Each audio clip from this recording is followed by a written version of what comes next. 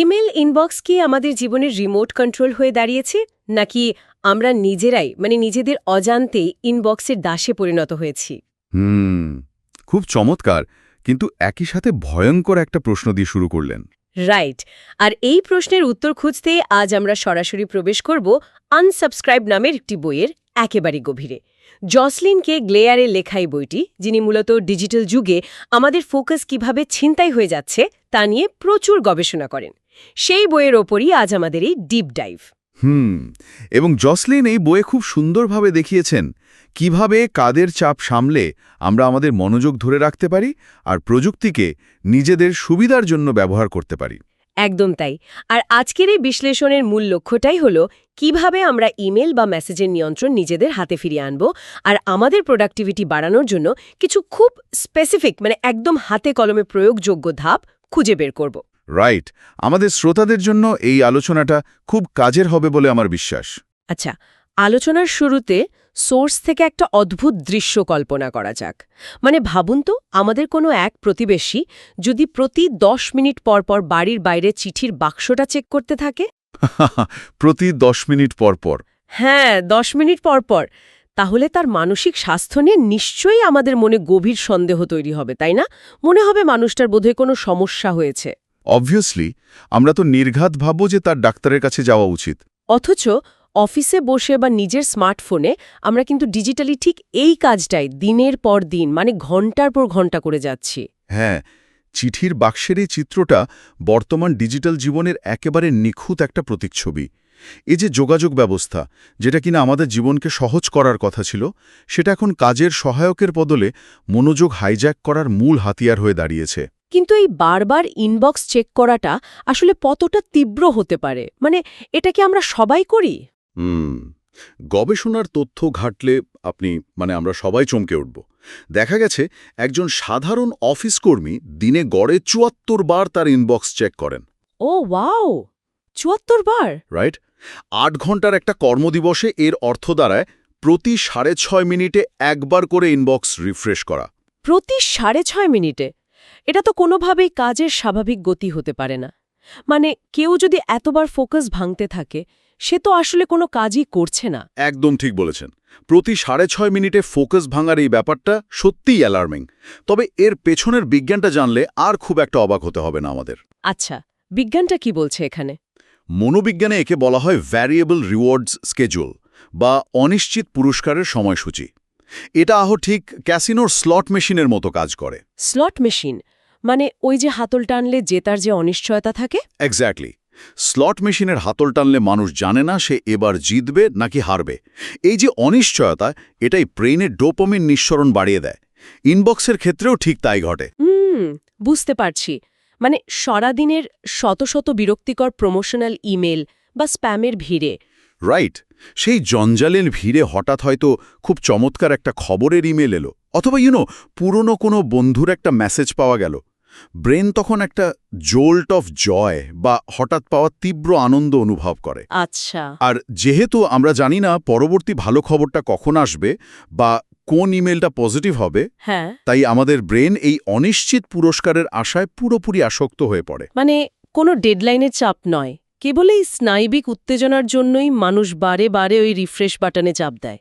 এটা ব্রেনের অত্যন্ত গভীর একটা প্রাইমাল ইম্পালস বলতে পারেন। এটা শুনলে মনে হয় যেন আমরা ট্রেডমিলে দৌড়াচ্ছি, ঘাম ঝরছে, হাঁপিয়ে উঠছি, কিন্তু দিন শেষে ঠিক একই জায়গা দাঁড়িয়ে আছে।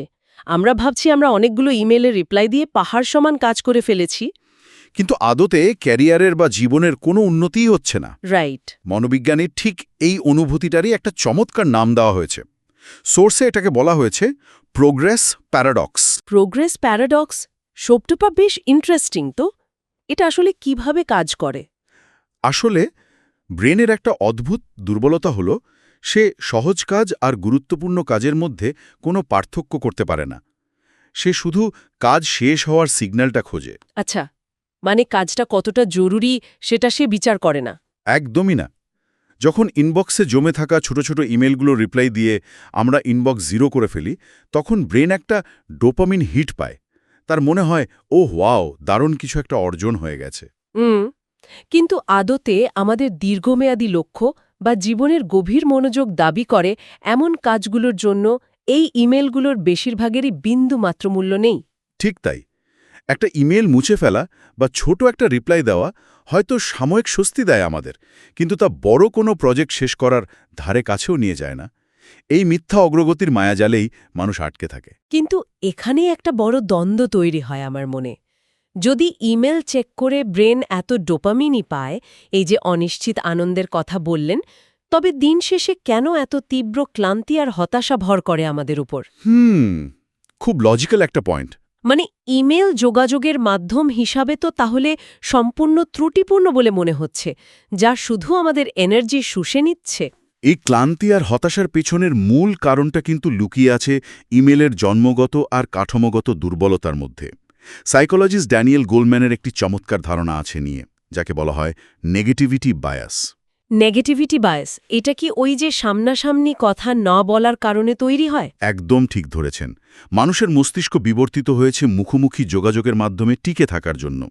সামনাসামনি কথা বলার সময় গলার স্বর, মুখের অভিব্যক্তি বা শরীরের ভাষা, এগুলো আমাদের ব্রেনকে সিগন্যাল দেয় যে পরিস্থিতি নিরাপদ কিনা। রাইট। কিন্তু ইমেলে তো এই আবেগ বা টোনের সূচকগুলো সম্পূর্ণ অনুপস্থিত থাকে। হ্যাঁ, আর এই কারণে ব্রেইনের সার্ভাইভাল মেকানিজম সবসময় খারাপ কিছু আশঙ্কা করে।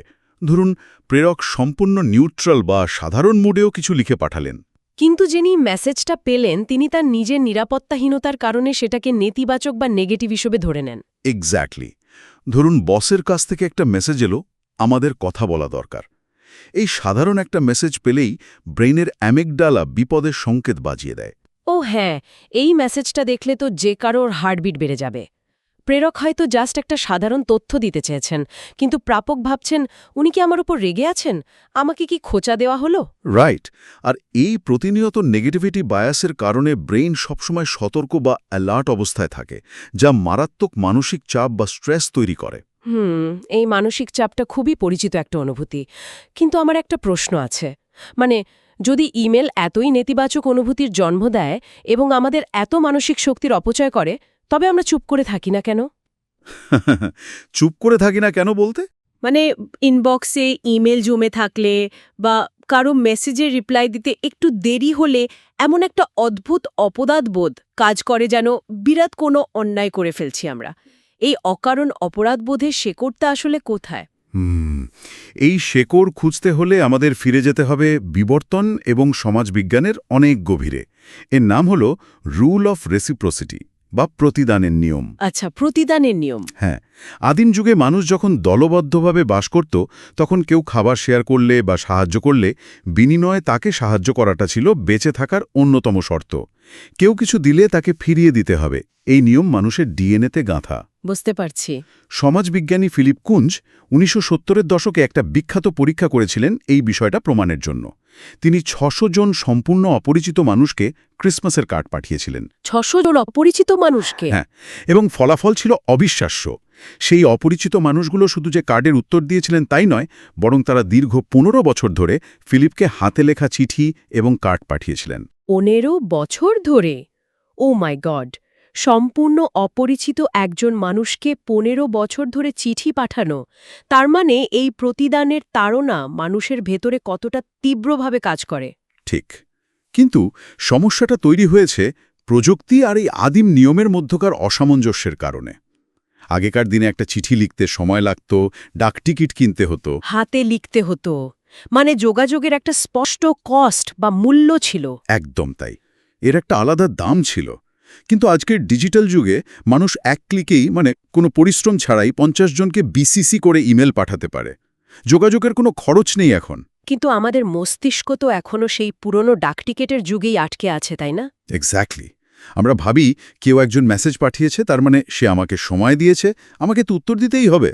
এই অন্তহীন এবং সস্তা ডিজিটাল যোগাযোগের যুগে এই অসম্ভব প্রতিদানের নিয়ম রক্ষা করতে গিয়েই মানুষ দিন শেষে হাঁপিয়ে ওঠে এবং সব রিপ্লাই দিতে না পেরে এক পর্যায়ে গভীর অপরাধবোধে ভোগে। হ্যাঁ, তাহলে এই অপরাধবোধ আর বিভ্রান্তি থেকে বাঁচার উপায় কি? আমাদের কাছে সত্যিকার অর্থে গুরুত্বপূর্ণ কাজ কোনটি তা না জানলে তো ইনবক্সের প্রতিটি সাধারণ ইমেলকেই জীবনের সবচেয়ে জরুরি কাজ বলে মনে হতে বাধ্য। আর যদি সবকিছুকেই জরুরি মনে হয় তবে আদতে তো কোনোটি আর জরুরি থাকে না। একদমই তাই। এই বিভ্রান্তি কাটানোর প্রথম উপায় হল নিজের ফোকাসকে রিক্যালিব্রেট করা। সোর্সে বলা হয়েছে আমাদের প্রথম কাজ হল মিনিংফুল ওয়ার্ক বা অর্থবহ কাজ সুনির্দিষ্টভাবে চিহ্নিত করা। Meaningful work. হ্যাঁ, সারাদিন রিঅ্যাক্টিভ বা প্রতিক্রিয়াশীল কাজে অর্থাৎ কেবল অন্যের ইমেলের উত্তর দিয়ে পার করে দেওয়া খুব সহজ, কিন্তু আমাদের সেই কাজগুলো চিহ্নিত করতে হবে যা ক্যারিয়ারের দীর্ঘমেয়াদী উন্নতি করে, মানুষের জীবনে প্রভাব ফেলে বা নিজের একটি লেগাসি তৈরি করে। যেমন ধরুন একটি নতুন বই লেখা বা প্রজেক্টের গভীর কোনো সমস্যা সমাধান করা অথবা নতুন কোনো স্কিল শেখা, এগুলোই তো আসল কাজ। রাইট, এগুলোই আসল কাজ। কিন্তু এখানে একটা বড় বাস্তবতার সংঘাত আছে বলে আমার মনে হয়। এমন অনেক মানুষ আছেন, বিশেষ করে যারা মিড লেভেল ম্যানেজার বা কাস্টমার সাপোর্ট রোলে কাজ করেন, তাদের তো চাকরি হলো ইমেলের উত্তর দেওয়া আর সারাদিনের ছোট ছোট সমস্যাগুলো সমাধান করা। খুব ভ্যালিড একটা পয়েন্ট। তারা যদি হঠাৎ করে ইনবক্সের দিক থেকে মুখ ফিরিয়ে এই মিনিংফুল ওয়ার্ক খোঁজা শুরু করেন, তবে তো তাদের চাকরিটাই ঝুঁকিতে পড়ে যাবে। এটা খুবই প্রাসঙ্গিক একটি প্রশ্ন। এখানে আসলে অর্থবহ কাজ বলতে পুরো দিন ইনবক্স থেকে গায়েব হয়ে যাওয়ার কথা বোঝানো হচ্ছে না। এটি মূলত অনুপাত এবং অগ্রাধিকারের বিষয়। আচ্ছা, মানে ব্যালেন্স করা। হ্যাঁ, সারাদিন যে কাজই করতে হোক না কেন, দিনের একটা নির্দিষ্ট অংশ এমন একটি কাজের জন্য বরাদ্দ করতে হবে যা নিজের উন্নতির জন্য জরুরি। কারণ আমাদের ব্রেন স্বভাবতই সহজ কাজের দিকে বা ইমেলের ওই ডোপামিনের দিকে দৌড়াবে। রাইট। তাই এই অর্থবহ কাজগুলোকে কেবল মাথায় রাখলে হবে না, একটি কাগজে লিখে চোখের সামনে রাখতে হবে। যতক্ষণ আমরা এই কাজগুলো স্পষ্টভাবে সংজ্ঞায়িত করে দৃশ্যমান করছি, ততক্ষণ ব্রেন ওই সহজ ইনবক্স জিরো করার খেলার দিকেই ঝুঁকে থাকবে। তাহলে অর্থবহ কাজের তালিকা চোখের সামনে রাখলেই শুধু হবে না, সেই কাজগুলো কখন করা হবে তার জন্য দিনের একটা নির্দিষ্ট সময়ও তো বের করতে হবে। একদম তাই। কারণ আমাদের দিনের শুরুটা কিভাবে হচ্ছে সেটাই আসলে নির্ধারণ করে দেয় পুরো দিনটির নিয়ন্ত্রণ নিজের হাতে থাকবে নাকি ইনবক্সের মাধ্যমে অন্য কারো হাতে চলে যাবে। সকালে ঘুম থেকে উঠে কফির মগে চুমুক দেওয়ার আগেই ফোন হাতে নিয়ে ইমেল চেক করার মানেই তো হলো সকালবেলাতেই অন্য কাউকে নিজের দিনের অগ্রাধিকার ঠিক করার সুযোগ দেওয়া। এই সকালের সময়টা নিয়ে বইটিতে খুব দারুণ একটা কথা বলা আছে। সকালে ঘুম থেকে ওঠার পর প্রথম ৬০ থেকে ৯০ মিনিট হল মানুষের মস্তিষ্কের সবচেয়ে সতেজ এবং প্রোডাক্টিভ সময়। রাইট, তখন মাইন্ড একদম ক্লিয়ার থাকে। হ্যাঁ, এই সময়টাতে ব্রেনের উইল পাওয়ার বা ইচ্ছাশক্তি সবচেয়ে বেশি থাকে। এই অমূল্য সময়টাকে অন্য মানুষের পাঠানো রিকোয়েস্ট বা ইমেল পড়ার কাজে নষ্ট করাটা চরম বোকামি। তার মানে দিনের প্রথম ১.৫ ঘন্টা শুধুমাত্র সেই পূর্ব নির্ধারিত মিনিংফুল ওয়ার্কের জন্য বরাদ্দ রাখতে হবে। এক্স্যাক্টলি। আর দিনের বাকি সময়ের জন্য একটু বিশেষ অভ্যাস গড়ে তোলার কথা বলা হয়েছে সোর্সে, যাকে বলা হয় ব্যাচার হওয়া। ব্যাচার? এই ব্যাচার হওয়ার কনসেপ্টটা আসলে কিভাবে কাজ করে? ব্যাচার মানে হলো সারাদিন ইনবক্সের ট্যাব ব্যাকগ্রাউন্ডে ওপেন করে না রেখে দিনের একটি নির্দিষ্ট সময়ে একবারে অনেকগুলো ইমেলের উত্তর দেওয়া। মানে সারাদিনে মাত্র ২ থেকে ৩ বার, যেমন ধরুন দুপুরের আগে একবার এবং দিনের শেষে একবার, নির্দিষ্ট সময়ে বরাদ্দ করতে হবে ইনবক্সের জন্য। আচ্ছা, কিন্তু এর পেছনের যুক্তিটা কি? এর পেছনের বিজ্ঞানটা হলো কগনেটিভ সুইচিং পেনাল্টি বা মনোযোগ পরিবর্তনের মাশুল। মনোযোগ পরিবর্তনের মাশুল? হ্যাঁ, যখনই আমরা গভীর কোনো কাজের মাঝখানে একবার ইনবক্সে উকি দিই, ব্রেইনের ফোকাস পুরোপুরি আগের কাজে ফিরে যেতে প্রায় ২৩ মিনিট সময় লাগে। ২৩ মিনিট? ও মাই গড! শুধু একবার ওকি দেওয়ার জন্য? রাইট।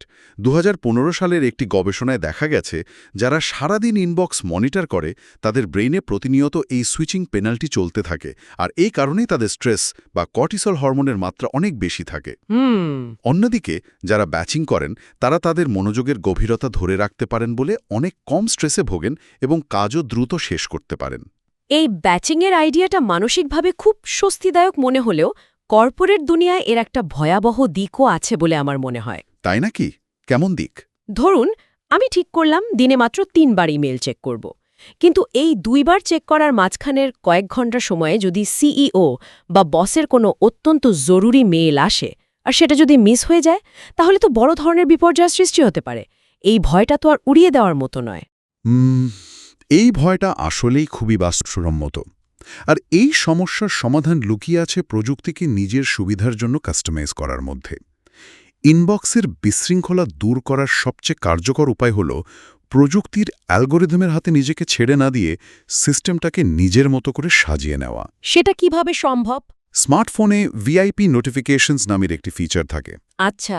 ইমেল সেটিংসে গিয়ে বস, জরুরি ক্লায়েন্ট বা টিমের গুরুত্বপূর্ণ সদস্যদের ইমেল অ্যাড্রেসকে ভিআইপি হিসেবে মার্ক করে রাখা যায়। এর ফলে সারাদিন যখন ইনবক্স বন্ধ বা সাইলেন্ট থাকবে, তখন সাধারণ কোনো ইমেল এলে কোনো শব্দ বা নোটিফিকেশন হবে না। ও আচ্ছা। মানে আমার ফোকাস নষ্ট হচ্ছে না। একদম। কিন্তু ওই নির্দিষ্ট ভিআইপি তালিকাভুক্ত কেউ ইমেল করলে তা সব বাধা এড়িয়ে সাথে সাথে স্ক্রিনে ভেসে উঠবে।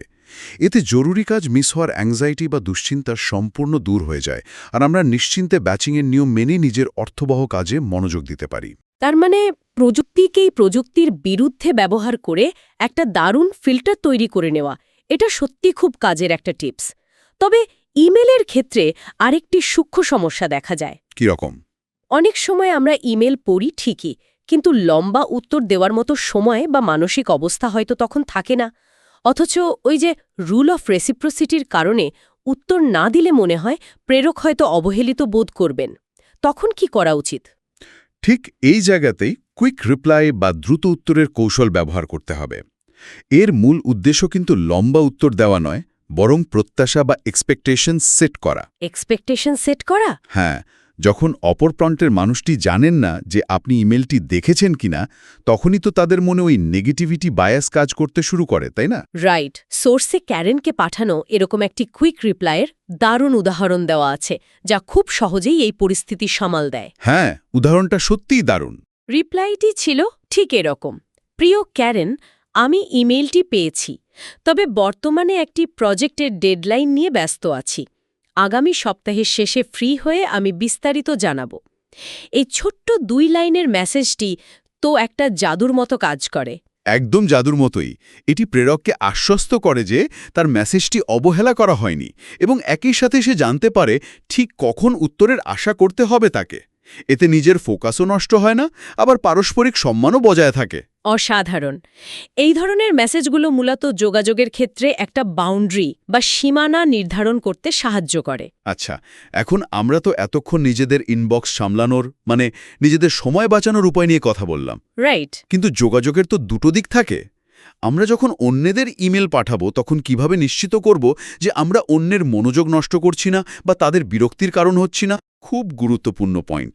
একটি কার্যকর ইমেল মানেই হলো সেটি সংক্ষিপ্ত, সুনির্দিষ্ট এবং প্রাপকের মানসিক অবস্থার প্রতি সম্পূর্ণ সহানুভূতিশীল হতে হবে। নিজে যখন ইমেল লিখব, তখন এই সহানুভূতি বা এমপ্যাথি বজায় রাখাটা খুব খুব জরুরি। এর প্রধান শর্তই তো হলো ইমেল হতে হবে খুব সংক্ষিপ্ত, তাই না? হ্যাঁ, আর মূল প্রস্তাব বা পয়েন্টটি থাকতে হবে একদম শুরুতে, কারণ আজকাল সবারই মনোযোগের অভাব রয়েছে এবং সবাই কগনিটিভ ওভারলোডে ভুগছেন।